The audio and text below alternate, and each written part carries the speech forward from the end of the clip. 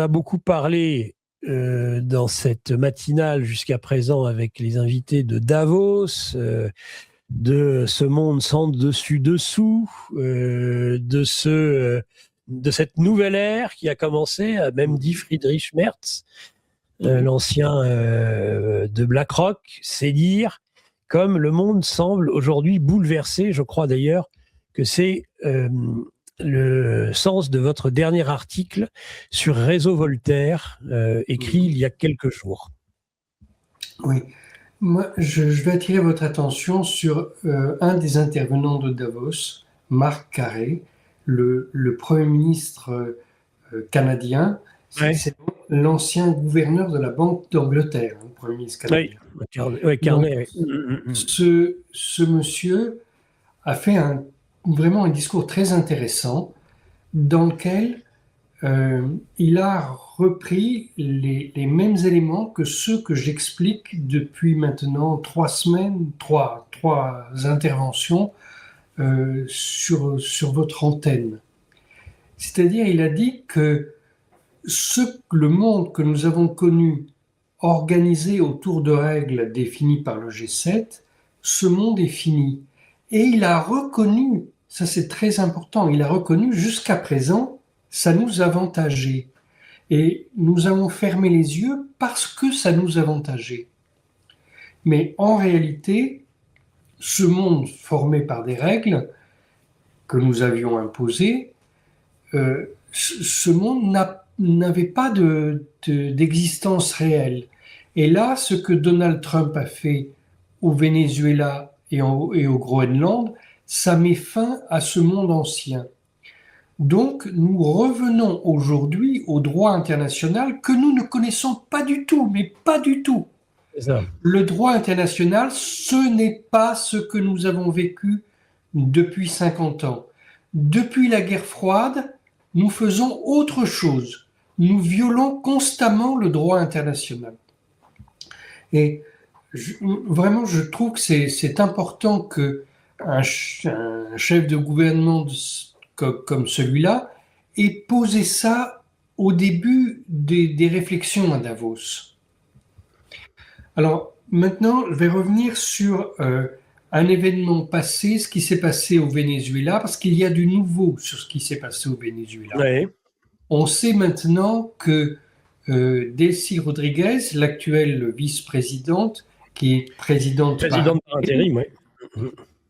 Donc, Delcy Rodriguez a négocié avec les États-Unis depuis déjà 9 mois. C'est elle qui a convenu de l'enlèvement de Maduro. Ah oui. Donc, je pense que ça change quand même la perception qu'on a de ce gouvernement. Hein? Donc, on a confirmé quelque chose qu'on disait déjà depuis longtemps, qu'elle était la compagne d'un homme d'affaires libanais. Et il faut comprendre que tout ce qui se passe au Venezuela, c'est en fait la continuation de ce qui se passait au Moyen-Orient. Le vrai enjeu du Venezuela, mais ça je vous l'avais dit les fois précédentes, c'est le Moyen-Orient et l'alliance entre le Nicolas Maduro et le Hezbollah et les gardiens de la révolution. Donc ça, ce sont des faits établis désormais. Voilà, donc fin de cette parenthèse. Je voudrais maintenant revenir à ce qui s'est passé à Davos. À Davos. Ce à quoi nous avons assisté, c'est l'arrivée tonitruante d'une délégation états-unienne absolument considérable. Oui. Il n'y avait jamais eu de délégation états-unienne de cette taille. Hein. Et les États-Unis ont immédiatement signé un accord, non pas avec le Groenland, non pas avec le Danemark, mais avec l'OTAN. Alors, quel est le contenu de cet accord? Nous n'en savons rien, mais il semble qu'en fait, il permet aux États-Unis de réactiver d'anciennes bases militaires qu'ils avaient au Groenland et de disposer d'une fiction d'extraterritorialité. Donc, ces bases militaires sont désormais la propriété des États-Unis. Pas le Groenland, mais ces bases militaires. Et il y en a plusieurs, dont la base principale qui fonctionne actuellement. Cette base n'est pas une base aérienne comme les autres parce que c'est aussi une base spatiale. Ça, on ne vous le dit pas ici, c'est quand même une chose assez importante. Voilà. Donc, après avoir obtenu ce qu'il voulait au Groenland, Donald Trump va mener une action au Canada. Ah oui? Donc ça, c'est son entourage qui le dit. Oui. Vous vous souvenez que l'année dernière, il avait expliqué que le Canada devait être le 51e État des États-Unis. Oui, tout à fait. Eh bien, il va relancer cette chose-là. Je ne sais pas sur quoi ça va déboucher, mais actuellement, la défense aérienne du Canada est assurée par les États-Unis, le NORAD. Donc, en fait, ce qu'on demande aux Canadiens, c'est que leur armée passe d'une dépendance à la couronne britannique à une dépendance au Pentagone. Mais ça ne changera rien pour eux. Ils seront toujours la cinquième roue de la charrette. Simplement, au lieu d'obéir à Keir Starmer et au roi d'Angleterre, ils obéiront au président Aux des États-Unis. États-Unis. Donc, ça c'est la prochaine étape. Alors, maintenant, qu'est-ce que nous devons comprendre de ces deux épisodes du Venezuela et du Groenland? Eh bien, d'abord, la première chose, moi, que je remarque, c'est que le droit international qui dort depuis le début de la guerre froide, nous l'avons utilisé les premiers mois de la création des Nations Unies. Puis tout de suite, nous l'avons mis en sommeil. Et par exemple, c'est que je vous rappelle que les Nations Unies, au départ, avaient au Conseil de sécurité le gouvernement de Chiang Kai-shek, c'est-à-dire un gouvernement fasciste. Bien clair, Chiang Kai-shek était un fasciste, nous sommes d'accord. Hein. Donc, ce gouvernement fasciste, qui ne représentait qu'une infime partie du peuple chinois, qui s'était exilé à Taïwan. Donc, à partir de ce moment-là, les Nations Unies n'étaient qu'un rêve. C'était, et c'est une situation qui a duré encore une vingtaine d'années. Au bout d'une vingtaine d'années seulement, on a mis Chiang Kai-shek à la place et on a dit à Mao Zedong, vous pouvez envoyer vos émissaires. Donc, ne dites pas que le droit international, ce sont les Nations Unies. Ça n'est pas vrai. Ça ne l'était plus depuis le début de la guerre froide. Et ne dites pas que les Nations Unies, c'est un organe de paix, puisque ce sont les Nations Unies et les Nations Unies seules qui ont commis les guerres de Corée et de Libye. Alors, en Corée, c'était plus encore qu'en Libye, puisqu'en Corée, tous les soldats qui attaquaient la Corée du Nord avaient sur la tête le casque bleu de l'ONU. En Libye, ils n'ont pas arboré le casque bleu, mais ils se réclamaient des Nations Unies quand ils ont massacré 120 000 Libyens. Et nous avons participé à ça. Donc ne dites pas que c'est le droit international. Premier point. Deuxième point, le droit international, il était juste naissant avant la guerre froide. Il avait été créé juste avant la Première Guerre mondiale et développé pendant l'entre-deux-guerres avec la Société des Nations, la SDN, mais l'ancêtre des Nations Unies. Mais là encore, la SDN, ce n'était pas le droit international. La SDN essayait de suivre et de développer le droit international, mais dès le début, la SDN ne l'a pas fait puisque les Britanniques se sont opposés à ce que l'on reconnaisse dans la SDN l'égalité entre les peuples. Et ils ne voulaient pas, puisqu'ils avaient un empire colonial et il n'était pas question pour eux de reconnaître que les Indiens ou les Kenyans étaient des gens comme eux. Mhm. Le Royaume-Uni est un État profondément raciste, et il l'est toujours. Et comprenez bien que le communautarisme britannique, c'est une forme de racisme, puisqu'on met les gens dans des communautés différentes Mhm. selon leur origine, et on crée une hiérarchie entre ces communautés.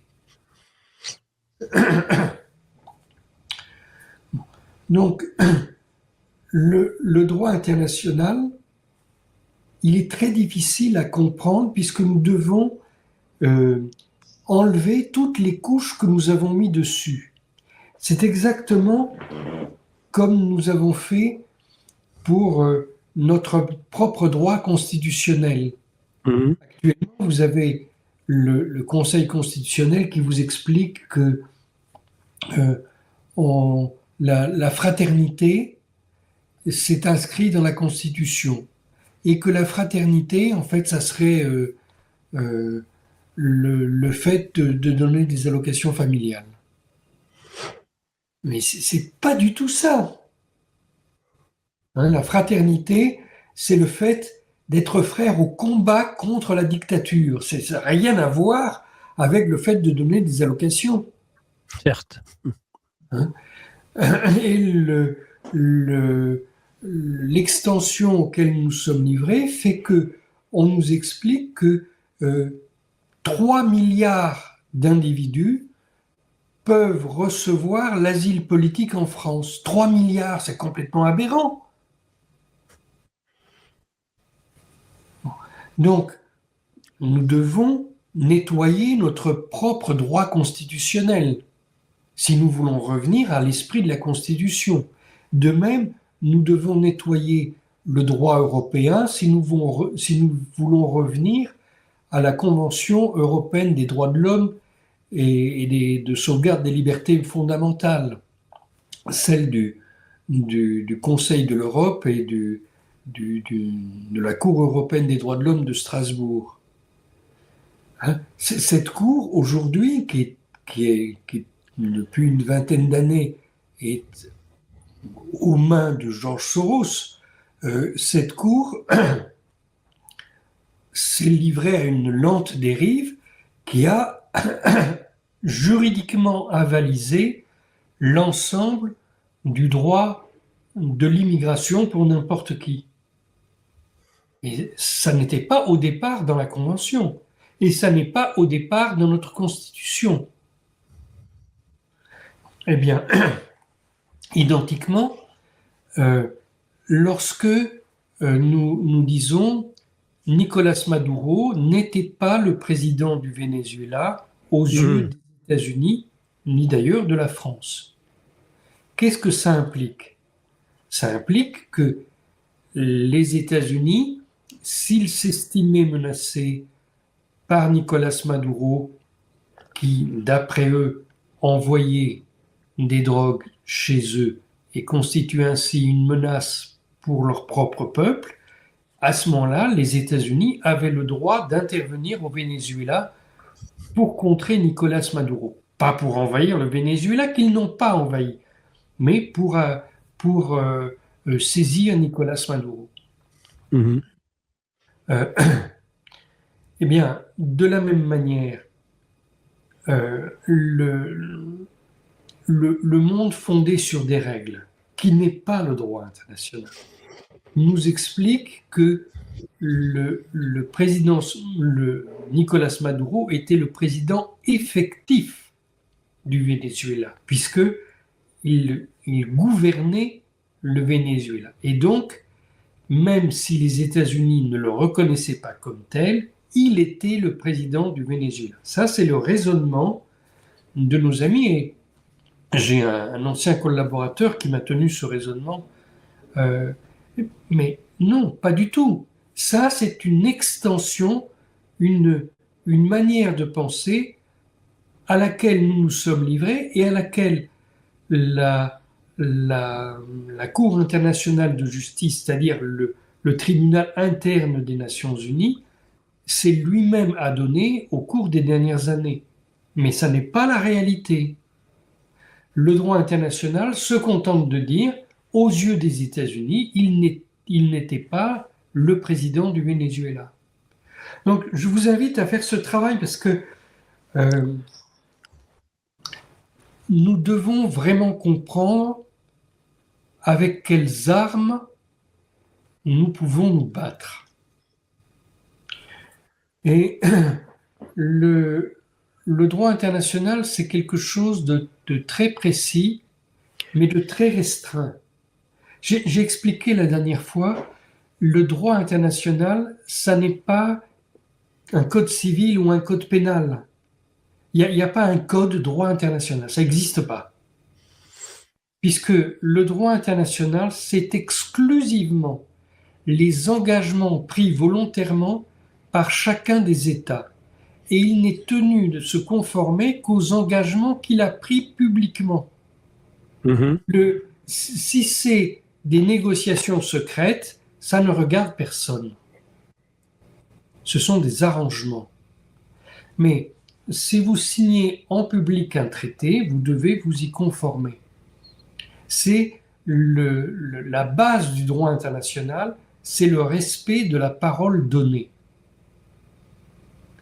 Donc, les États-Unis ont dit par écrit qu'ils reconnaissaient la souveraineté du Danemark.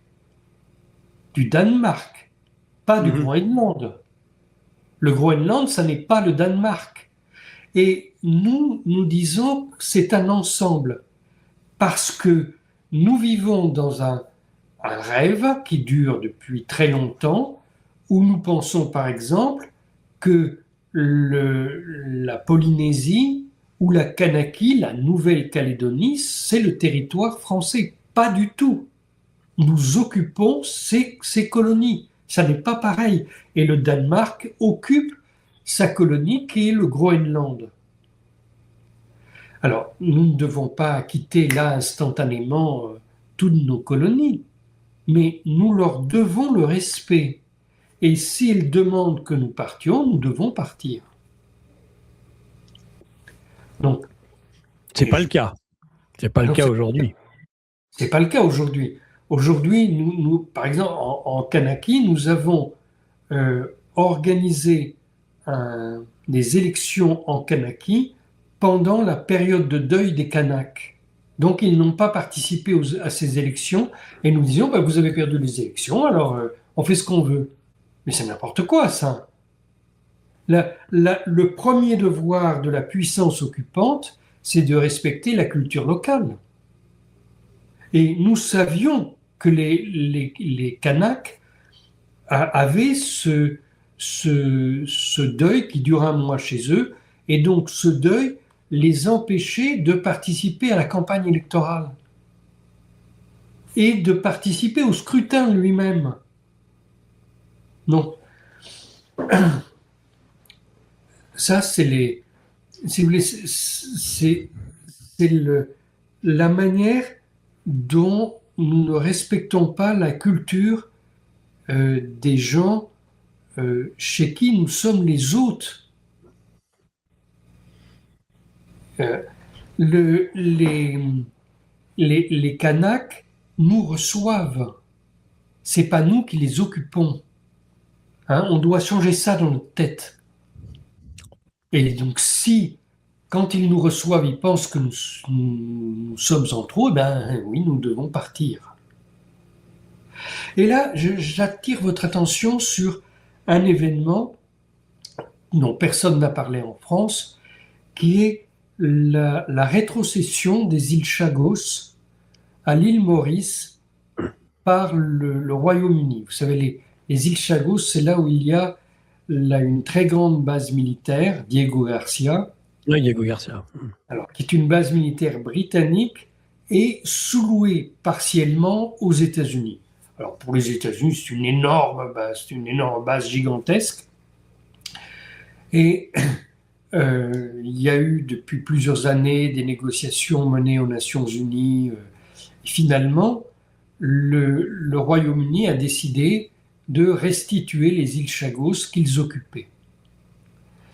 Alors, le Royaume-Uni a payé de l'argent aux habitants des îles Chagos pour les chasser de chez eux et mettre ses bases militaires.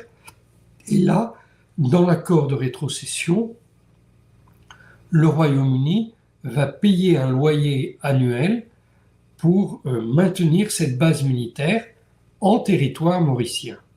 Donc, ça paraît logique. Mais Donald Trump s'y oppose. Donald Trump dit mais c'est d'accord et pas du tout conforme à ce que nous voulons et donc nous nous y opposons. Alors il ne peut pas s'y opposer, mais il dit publiquement que c'est pas correct. Donc là, qu'est-ce que nous comprenons quand nous entendons ça?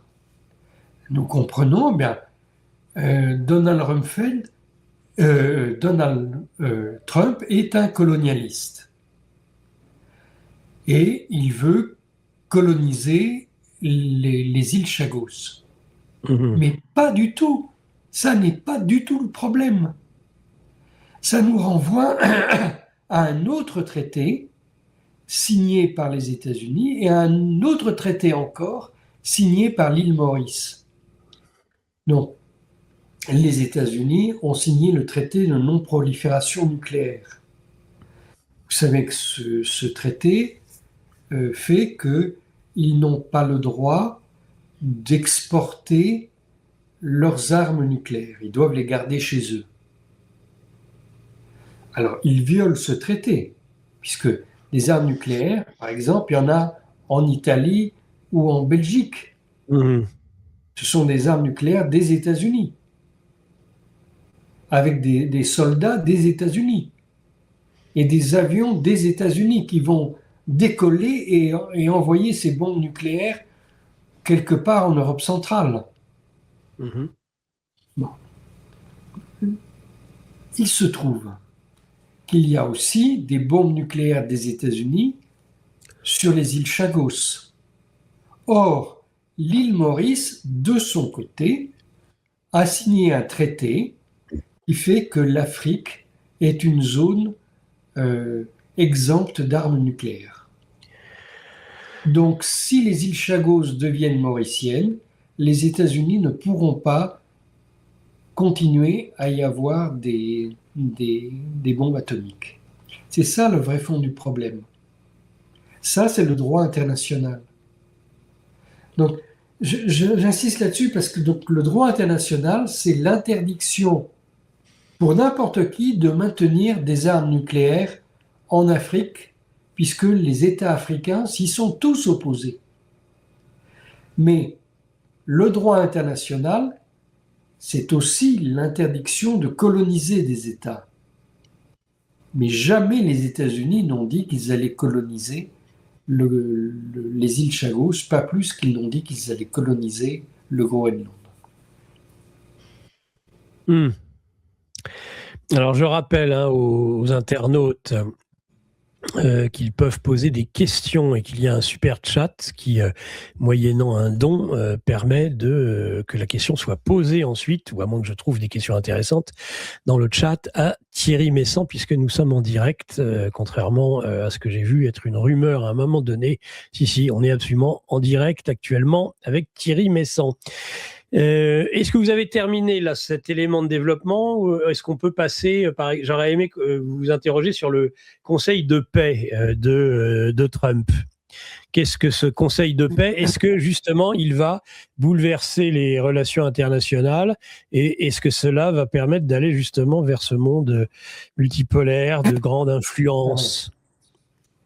Il faut comprendre que ce Conseil de paix n'est pas, contrairement à ce qu'on raconte, un ONU bis, quelque chose qui va se substituer aux Nations Unies. Non, ça n'est pas ça son intention.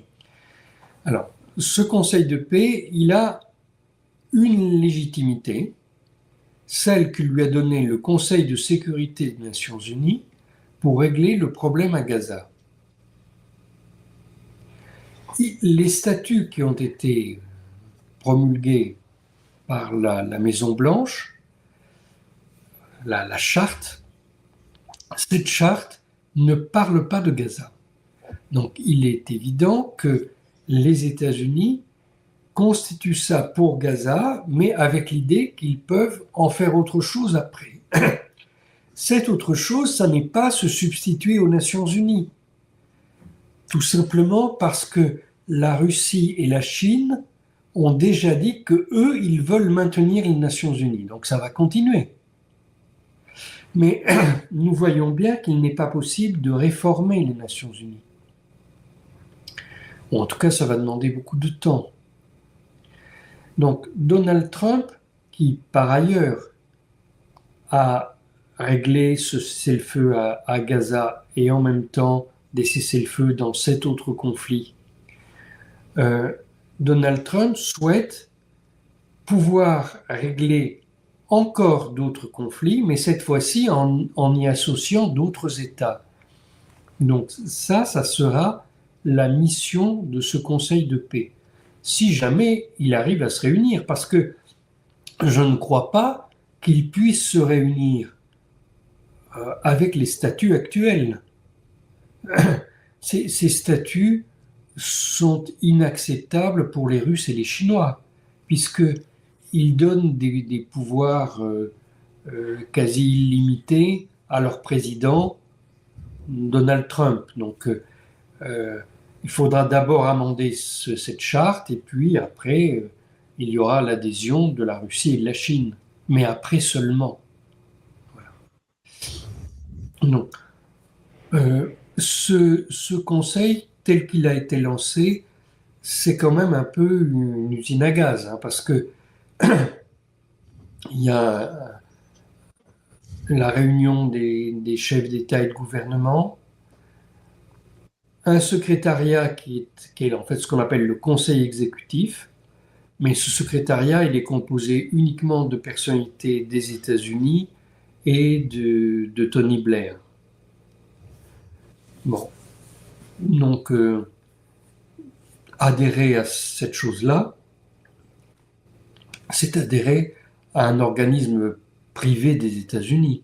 Ça n'est pas vraiment adhérer à une organisation intergouvernementale. Et puis, il y a ce que ce conseil fait pour Gaza avec un nouveau sous-groupe dédié à Gaza où Donald Trump a désigné déjà les responsables, c'est-à-dire les personnes qui vont gouverner Gaza. Et ça n'est pas, comment dire, ce n'est pas qu'il y ait une opposition au choix des personnes qu'il a désignées pour ça, mais c'est quand même le fait du prince. Bon, il a trouvé quelques techniciens qui ont la confiance de l'autorité palestinienne. Ils ont tous été ministres de l'autorité palestinienne, et ils ont la confiance du Hamas et la confiance du djihad islamique. Donc vraiment, ce sont des gens qui ont la capacité d'être respectés. Mais c'est quand même le fait du prince, puisque c'est lui qui a décidé et il n'y a pas eu de consultation directe des factions politiques. En fait, on leur a demandé, après les avoir désignés, est-ce que ça vous va ou pas? Oui, ça nous va. C'est pas pareil.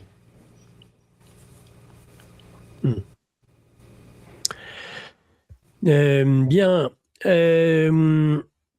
Alors, le discours en lui-même de Trump à Davos, qui a duré plus de 2 heures, et il était précédé la veille par le discours de ses 1 an à la Maison-Blanche. On sent aujourd'hui que le lien transatlantique est particulièrement distendu.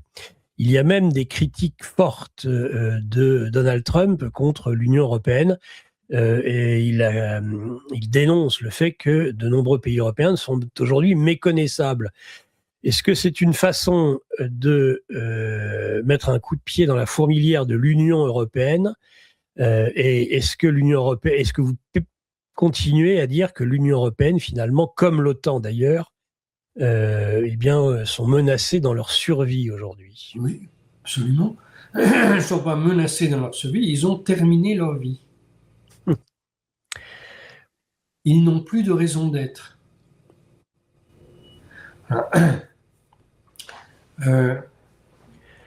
Je pense que Mark Rutte, le secrétaire général de l'OTAN, a donné un peu de survie à cette organisation en concluant l'accord sur le Groenland. Voilà, c'est tout. C'est probablement la dernière prise de position de l'OTAN. Ah oui. Quant à l'Union européenne, elle continue à exister, mais elle est déjà morte, mais c'est un cadavre qui marche debout. Et j'insiste, Donald Trump dit ça de l'Union européenne, mais entendez bien ce qu'il dit à propos du Royaume-Uni. Dans la carte de la division du monde qui a été faite à Anchorage le 15 août par Vladimir Poutine et Donald Trump, ils ont pris une carte, ils ont divisé le monde en 3, de manière très grossière, mais ce qu'ils avaient prévu, c'est que l'ensemble du continent européen passait dans la zone, la sphère d'influence de la Russie, l'ensemble du continent européen, donc nous aussi les Français, mais également le Royaume-Uni. Or, historiquement, il y a une relation spéciale entre les États-Unis et le Royaume-Uni, en tout cas depuis la Seconde Guerre mondiale, qui fait que le Royaume-Uni a pu préserver son empire colonial tout en faisant croire qu'il l'avait décolonisé. Donc, il y a des États indépendants, mais ils sont toujours économiquement soumis au Royaume-Uni. Je parlais tout à l'heure du Canada, je disais le Premier ministre du Canada, c'est l'ancien gouverneur de la Banque d'Angleterre. Donc, vous pouvez dire ce que vous voulez, mais le Canada, c'est toujours une colonie des Britanniques. En tout cas, dans leur esprit, c'en est une. Bon. Donc, cette relation est aujourd'hui mise en cause. Ça va, à mon avis, beaucoup plus loin que la destruction de l'Union européenne. C'est la destruction de l'Empire britannique.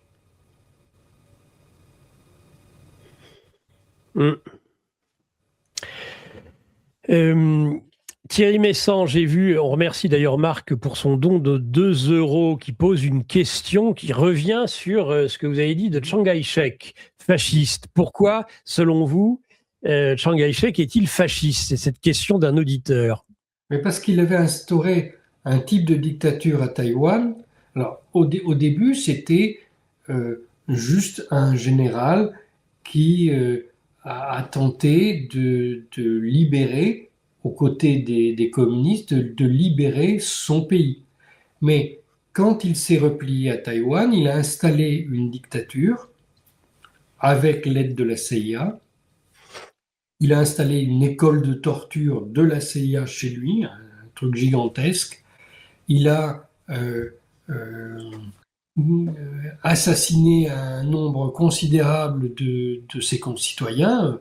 Voilà, c'est vraiment un, quelqu'un qui a instauré un type de régime absolument digne du nazisme et absolument digne du fascisme italien.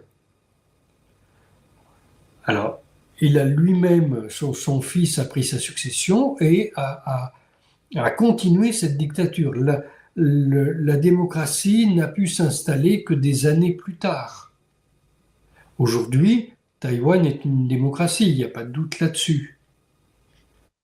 Même si son président n'est pas du tout représentatif de la population et les quelques députés membres du parti présidentiel se battent à coups de poing avec les autres députés à l'Assemblée nationale.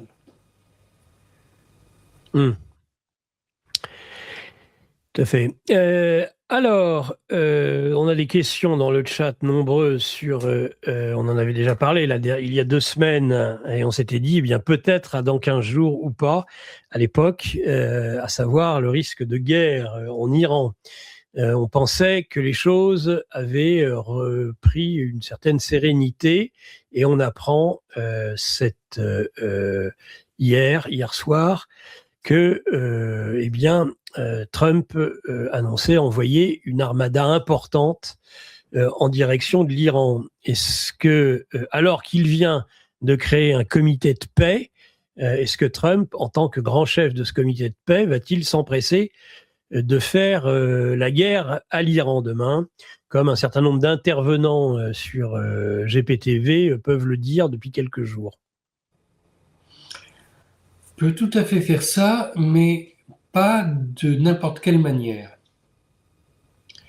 D'abord, il faut comprendre ce qui se passe aujourd'hui en Iran, et là encore, c'est pas dans les grands médias que vous trouverez l'explication, puisque ce que disent les dirigeants iraniens est tout à fait exact. Il y a un soulèvement populaire, et dans ce soulèvement populaire, il y a une intervention étrangère. Plus exactement. Et là, je me réfère aux documents que les Iraniens ont transmis à tous les membres des Nations Unies. Mais manifestement, la presse française ne l'a pas lu, ce document.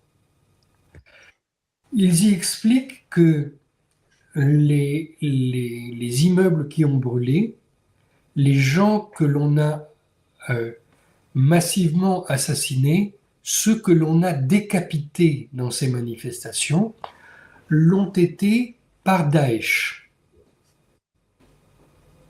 Alors, c'est-à-dire que vous avez un soulèvement populaire et vous avez en même temps une opération de Daesh, comme vous aviez en France les attentats du Bataclan. Voilà. Si vous aviez en même temps mai 68 et les attentats du Bataclan. Donc, il y a actuellement, peut-être, je me réfère là à des estimations qui ont été faites par des groupes d'opposition, mais franchement, ça n'est pas vérifiable. Certains parlent de 20 000 morts. Oui, c'est ce qui paraît énorme. Mais c'est possible. Bon. Alors que les Iraniens ont annoncé dans leurs médias officiels 1700 victimes. Non, ils ont déjà dit, on a déjà dit 5 000 morts, de dirigeants iraniens ont dit 5 000 morts. Alors moi j'ai lu 1700 ce matin, mais bon. Oui, mais nous n'avons pas les mêmes sources. Mais il y en a qui ont dit 5 000 morts, mais bon, c'est peut-être même en dessous de la réalité. Bon. En tout cas,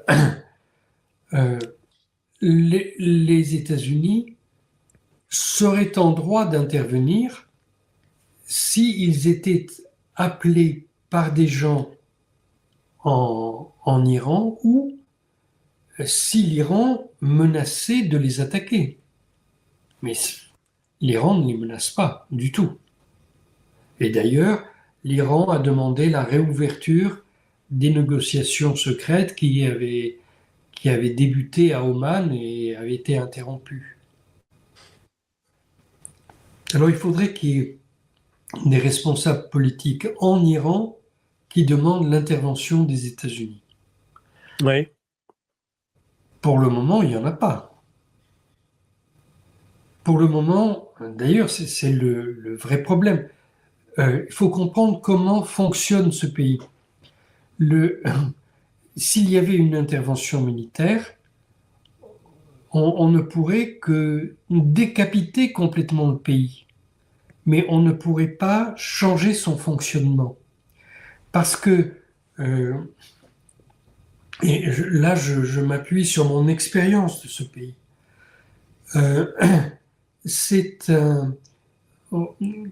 quand il y a des divergences politiques, on nomme une commission pour trouver un équilibre entre la faction A et la faction B. Donc on nomme une commission C. Mmh. Et puis cette commission, elle rend un rapport, mais elle reste en place. Et elle intervient pour équilibrer les deux tendances précédentes. Et puis alors il y a un nouveau conflit qui surgit peut-être entre les deux groupes initiaux, mais peut-être aussi entre un de ces groupes et la commission de conciliation. Alors on crée une autre commission, et ainsi de suite. Et au bout d'un moment, l'organigramme est absolument incompréhensible.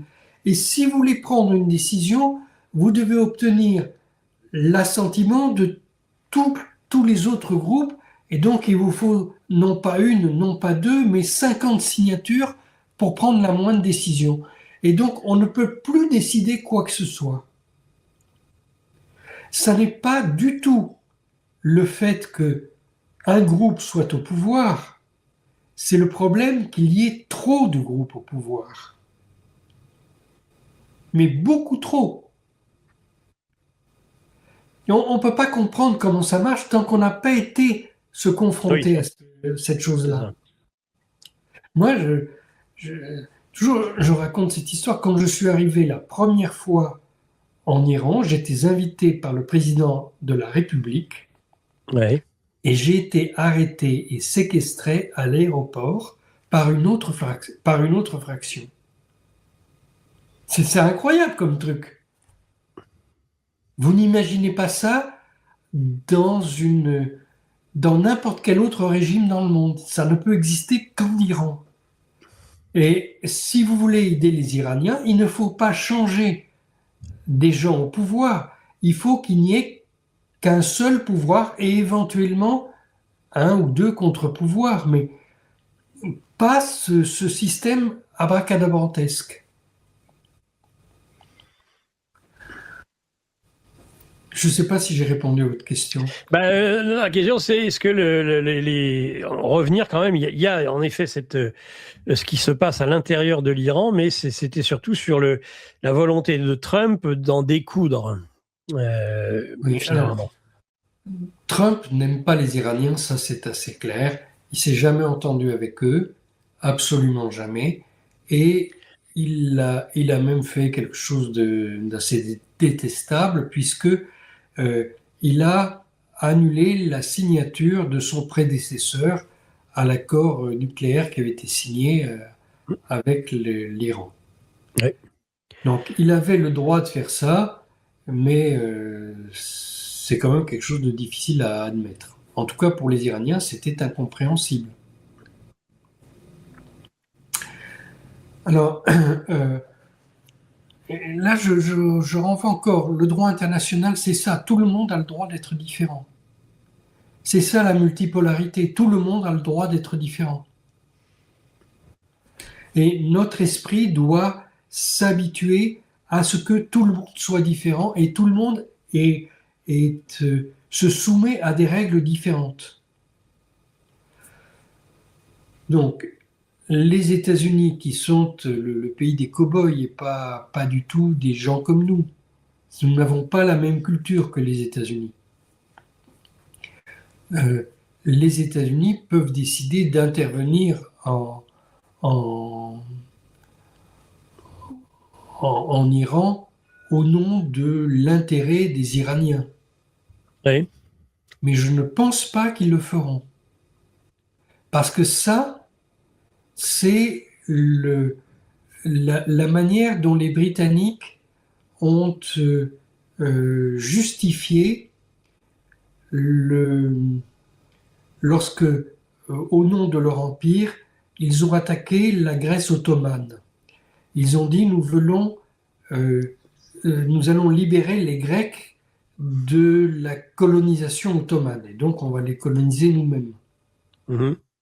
Et cette idée-là, c'est celle que nous avons acceptée, nous, en France, avec Monsieur Kouchner.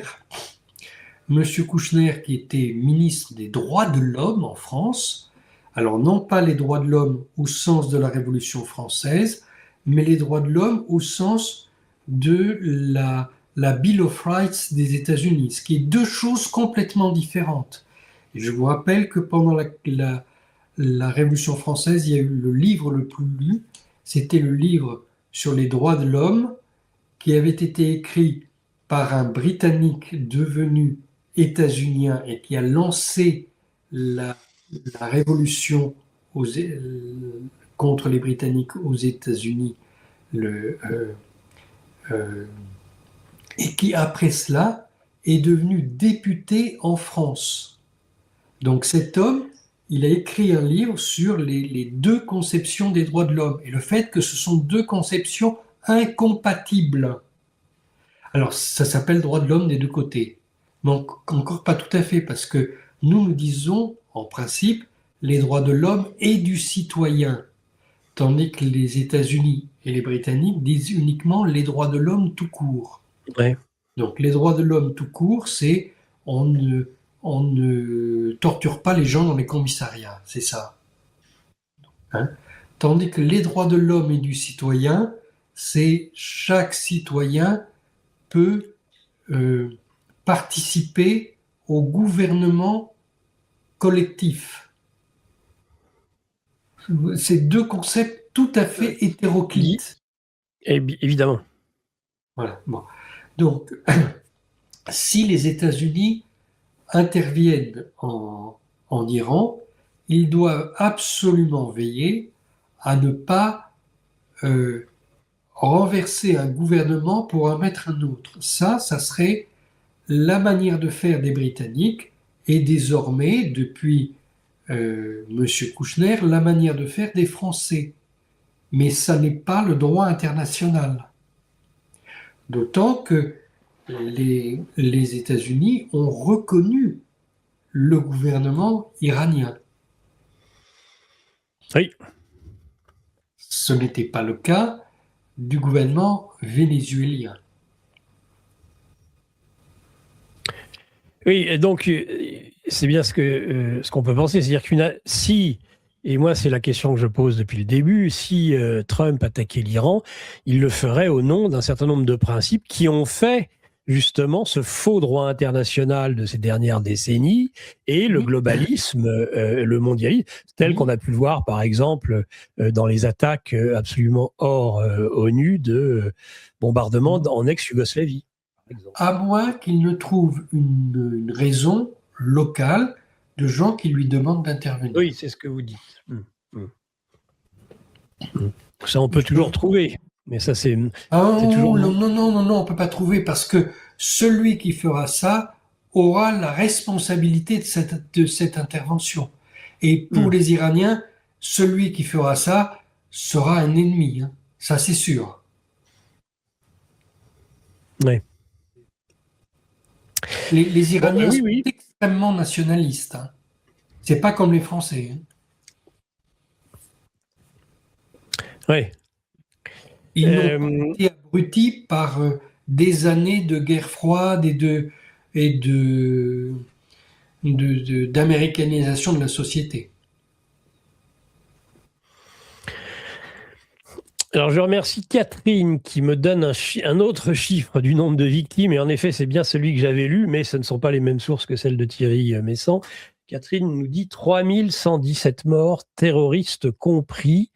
C'est ce qui aurait été reconnu par la télévision officielle iranienne. Oui, mais moi je parlais de ce que m'ont dit des dirigeants iraniens. Ouais. Oui, c'est ce qui a été dit à la télévision chez eux. Ouais, 3117. Bon, en tout cas, on est un peu reparti et j'en avais pas encore complètement fini. Peut-être, même si ça peut paraître anecdotique, on a cette impression depuis quelque temps déjà que la France, en particulier de Macron, est dans le collimateur de Trump. Est-ce que c'est parce que Macron représente justement cet ordre ancien qui refuse de mourir et qui, par tous les moyens, met des bâtons dans les roues à ce que Trump met en avant aujourd'hui? Non, c'est pas pour ça. Sur la question du droit international, Emmanuel Macron ne compte pas. Je pense que Donald Trump le balade depuis maintenant 1 an sur la question ukrainienne. Il le balade. Hein. Il lui parle de manière vague et Emmanuel Macron comprend des choses que Trump n'a jamais dites. Oui. Non, je pense que le problème entre les deux hommes, c'est que Emmanuel Macron est un partisan de la globalisation économique, alors que Donald Trump est opposé au principe de cette mondialisation financière, en fait. Vous savez, Donald Trump, en même temps qu'il mène cette opération militaire, Donald Trump mène dans son propre pays une opération contre la décision des institutions financières. Donc, la partie émergée de l'iceberg, c'est le conflit qu'il a directement avec la Réserve fédérale. Vous savez que il va y avoir un procès contre la Réserve fédérale et que Donald Trump a trouvé qu'on n'avait pas besoin de dépenser des milliards, puisqu'on dépensait des milliards pour moderniser le bâtiment de la Réserve fédérale. C'est quand même les travaux les plus invraisemblables auxquels on se soit livré depuis les travaux de Jacques Attali à Londres dans la restauration de la banque qu'il dirigeait à Londres. Oui. C'est la Banque européenne de développement à Londres. Donc voilà, Jacques Attali a trouvé pire que lui quelqu'un qui est capable de gaspiller plusieurs milliards pour refaire son bureau. Donc, il va y avoir un procès là-dessus. Mais le vrai angle d'attaque de Donald Trump, c'est de nationaliser cette réserve fédérale. C'était déjà l'angle d'attaque d'Andrew Jackson, le président états-unien dont toujours se réclame Donald Trump. Andrew Jackson voulait la même chose, une banque fédérale nationalisée. Et en même temps que Trump nationalise commence ce processus de nationalisation de cette réserve fédérale, pendant le même temps,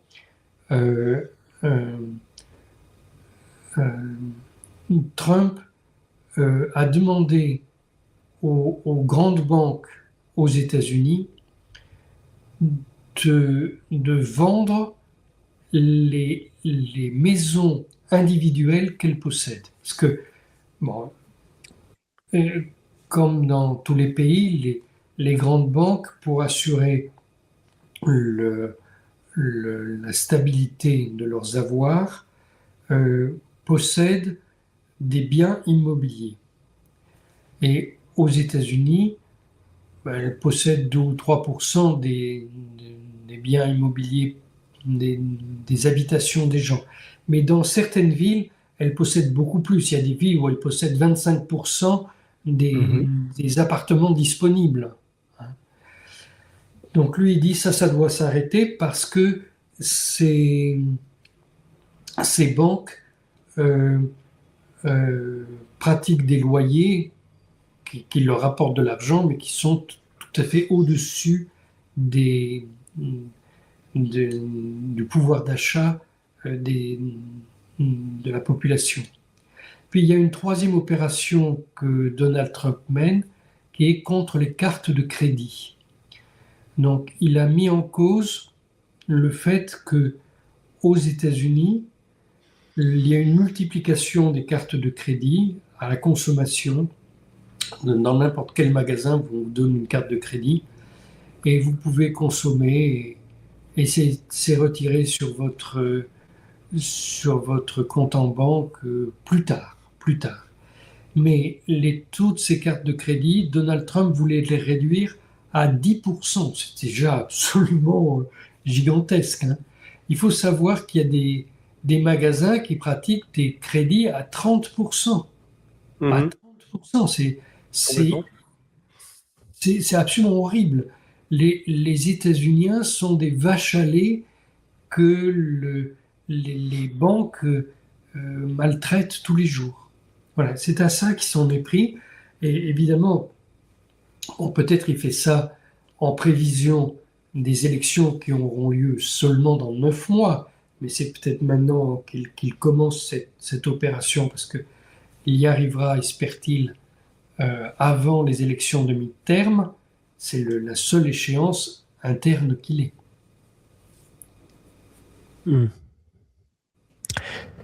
Bien, bon, ben on a fait un tour déjà conséquent de l'actualité. Est-ce qu'il y a un dernier sujet sur lequel vous vouliez revenir, Thierry Messant, avant de conclure? Non, je vois le défilé des commentaires sur Internet. Il y a beaucoup de gens qui manifestement ont du mal à admettre ce que j'explique là. Et simplement, je vous invite à ouvrir les yeux. Oui, le droit international n'est pas à notre avantage.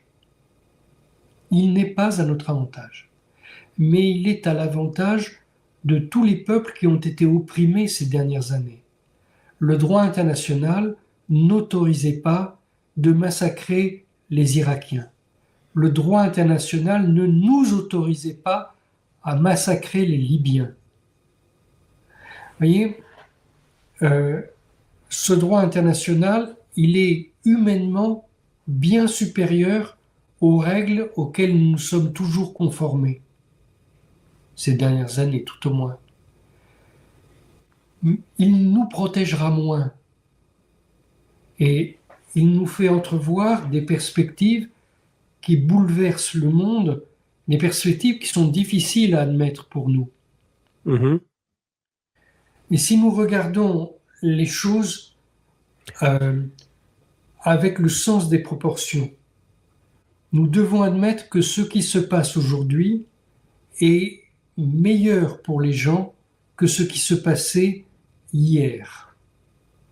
Hier, on massacrait et on affamait à Gaza. Aujourd'hui, on continue à massacrer et à affamer à Gaza, mais pas du tout dans les mêmes proportions. Pas du tout dans les mêmes proportions. Le droit international ne permet pas, pour le moment, de régler tous les problèmes. Mais il permet un monde bien meilleur au monde passé. nous n'étions pas victimes de ce dont les autres étaient victimes. Donc, nous sommes choqués de ce retour en arrière. Mais pour les autres, ça apparaît comme une libération. Voilà. J'insiste parce que je sais que c'est difficile de concevoir cette évolution, mais c'est la meilleure chose qui puisse nous arriver. Nous n'allons plus massacrer les autres. Oui, mais ça, je pense que une écrasante majorité de ceux qui nous écoutent, ils sont tout à fait favorables. Déjà, vous n'avez le chat ne représente qu'une partie infime des analyses et elles sont très variables. Ce qui, à mon avis, est plus difficile à accepter, en tout cas pour nous Français, c'est ce qui peut être dit, par exemple, sur la Nouvelle-Calédonie. Je pense qu'on est plus sur cette idée, cette notion, ces reliquats d'un monde colonial, plus que sur le sujet de l'Irak ou de la Libye, sur lequel, je pense, là, tout le monde vous suit largement. Oui, mais moi, je vais aller plus loin encore. La France a signé le fait que Mayotte devrait être aujourd'hui comorien. Voilà. Mais pourtant, nous en avons fait un département. C'est pas la Nouvelle-Calédonie, tout le monde a conscience que c'est une colonie et que nous maintenons la présence française dans une colonie dont nous essayons de temps en temps d'entendre le cri des Kanaks, mais nous parlons du collège électoral. Il y a 2 collèges électoraux, tout ça. Bon. Quand nous parlons de Mayotte, il n'y a qu'un collège électoral à Mayotte. Et Mayotte est un département français pleinement. Or, Mayotte ne devrait pas être français. Nous nous sommes engagés à le restituer par écrit, nous nous sommes engagés à le restituer aux Comores. Donc, nous allons devoir quitter Mayotte aussi. C'est Valéry Giscard d'Estaing qui est son ministre de la Coopération qui ont signé ça. Donc ça, c'est plus choquant, je crois.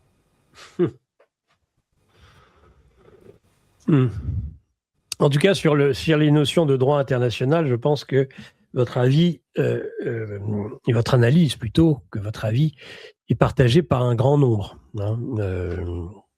Et en effet, il est plus que temps d'arrêter ces massacres que l'on a pu voir, que ce soit en effet en Irak, en Libye ou ailleurs, qui ne ressortaient en aucun cas, en effet, du droit international. Oui, maintenant, vous savez, bon, la Libye, pour moi, c'est un pays auquel je suis très attaché, mais quand je dis en France qu'il y a eu 120 000 morts en Libye, personne ne me croit. Et nous avons participé à ce massacre. 120 000 morts, c'est le chiffre de la Croix-Rouge internationale. C'est pas moi qui l'invente. Alors, les chiffres de la Croix-Rouge ne sont pas publics, mais les documents de la Croix-Rouge peuvent être consultés à la Croix-Rouge. Pardon, monsieur, je suis confus, j'ai égaré mon briquet. On a aussi tendance à jouer avec le feu. Google, qui est une création de la CIA. L'équipe de Géopolitique Profonde vous donne le meilleur de l'actualité brûlante. Mais en échange, on veut un geste de votre part. Merci de ce geste d'amour, on vous le rendra. Ravi.